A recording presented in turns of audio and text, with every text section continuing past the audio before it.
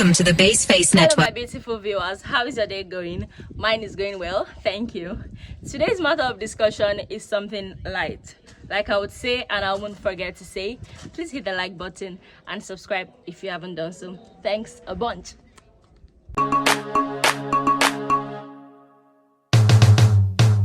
Today, we'll be talking about some frequently asked questions about relationships. I mean, questions that people in relationships or situationships tend to Google or ask people. We'll be looking at these questions and, well, answering them to the best of my knowledge. So, let's get down to business. Number one, what does a healthy relationship look like? Starting from this most asked question, is this even a question? Yes, it is. In fact, it's a very good question. A healthy relationship is something we are all striving for. Of course, details will vary from person to person about what makes a good partnership. For the most part, though, communication is key. Without communication, you really have nothing.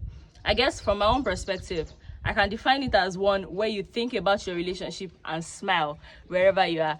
That you know you have a partner that always has your back in all ramifications. Now, I said partner. The word partner means a whole lot. Number two, how do you know your relationship is over?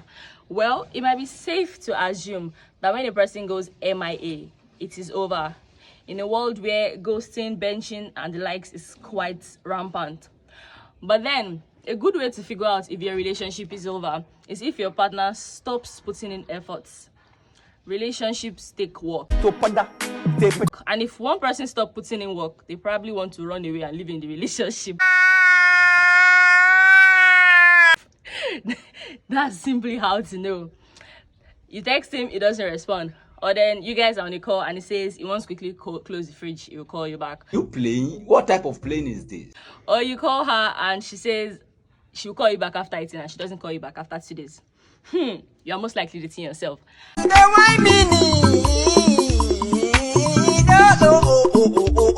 Number three, how do I get out of a toxic relationship? Once you've identified that you're actually in a toxic relationship, this is one step in the right direction. Next one is realizing that your self-esteem needs a lot of work.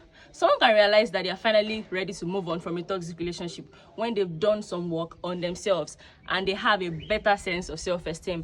Because most times people stay in a toxic relationship because they feel like, oh, I'll most likely not get anyone like him. If I end this relationship now, men are scarce, I won't get any woman like her, things like that. But once you work on your self-esteem, it's easier to get out of a toxic relationship. You know what you want, you know what you deserve. Once you start to think about things in these terms, you know that it's likely time to move on. Trust me, it's usually harder to leave a toxic relationship than a normal relationship. So you might want to tighten your belt, and I'm not even lying about that. Then number four, how to get over a relationship. Just one word, productivity. And of course, realizing that you have better things to do with your time. Life is too short to aim and haul over your past. I know this is easier said than done, but you should consider how much energy you're wasting thinking about your ex, and redirecting this energy can change the courses of your life. Get distracted, do other things. Trust me, you get over it faster than you think you can. Also, know that it is okay to be sad and brood about it. Losing a relationship might even feel like losing a loved one to the dirty claws of death. Number five, what is an open relationship? Why this can simply be answered by saying a relationship that allows your partner to see other people.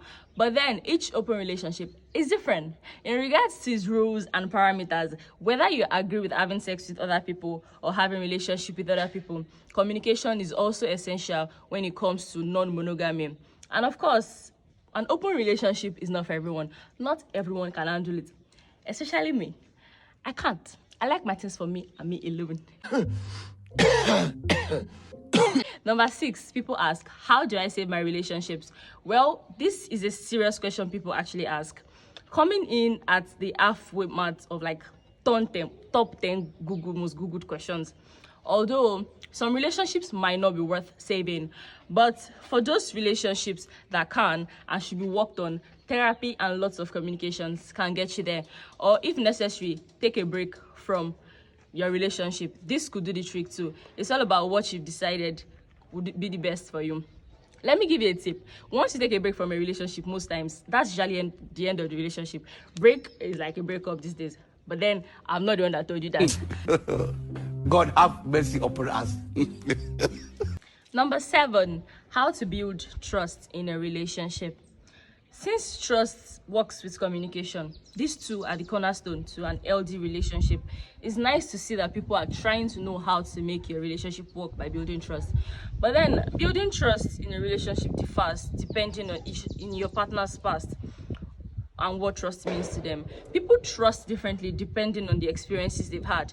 If your partner has had a toxic past in relationships, his trust issues might be way bigger than someone that this is going to be his or her first relationship. Do you understand? When you have to study your relationship and know what works for you, there's no general answer for this. But then being transparent always helps, as well as being honest. You don't say you're going left and then she finds you in the right. Be very, very accountable. This usually works out most times. Then number 8, how to make long distance relationship work. This question, people ask this question a whole lot. How do I make my long distance relationship work? I didn't even know that long distance relationship used to work. I will ridicule you. I will wash you. I will disgrace you. But then, you people that have long distance relationship, good for you. Research has proven that people in long distance relationship communicate better. So I think this actually makes it work. And if you're in a long distance relationship, you don't have to share your bed with anybody. Well, except you are with another person. Then, I don't know. I swear. Shut up, man. A long distance relationship is very, very actually hard to make it work. So all of you that are in it, I wish you the best. I'm going to brush your teeth. That's all for today, sweet people. Thank you very much for having me. Let me know what you think in the comment section. Have a nice day ahead. Do not forget to subscribe, like, and share. Cheers.